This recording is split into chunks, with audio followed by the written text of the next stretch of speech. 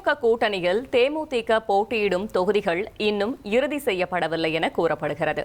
என்ன காரணம், ஏன் இந்த தாமதம் என்பது குறித்து விளக்குகிறார் செய்தியாளர் ராமச்சந்திரன்.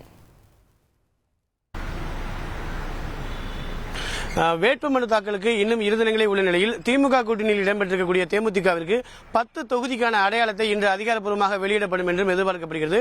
குறிப்பாக நேற்று 10 தொகுதி மற்றும் அதற்கான வேட்பாளர் பட்டியல் வெளியாகும் என்றும் எதிர்பார்க்கப்பட்ட நிலையில் 7 தொகுதிகள் இதுவரை உறுதி செய்துள்ள தேமுதிக 3 தொகுதிகளை கேட்பதில் சிக்கல் நீடிப்பதாக இருதரப்பிலும் தெரிவிக்கப்படுகிறது.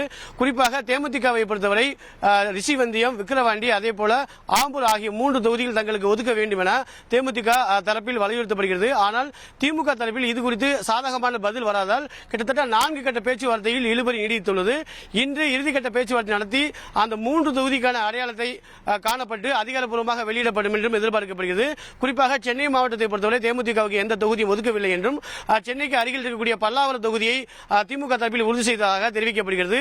மேலும் இன்று 10 தொகுதிக்கான அடையாளத்தை அதிகாரப்பூர்வமாக வெளியிடப்பட்டு தொகுதிக்கான வேட்பாளர் அறிவிக்கப்பட்டு வருகின்ற 1ஆம் தேதி தேமுதிக தரப்பில் வேட்புமனு தாக்கல் செய்யலாம் என்றும் எதிர்பார்க்கப்படுகிறது.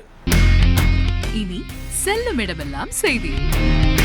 தந்தி டிவியின் வாட்ஸ்அப் சேனலை ஃபாலோ பண்ணினா செல்ல இருக்கும் இடமெல்லாம் செய்தி. இதோ QR கோட் இப்பவே ஸ்கேன் பண்ணுங்க, ஃபாலோ பண்ணுங்க.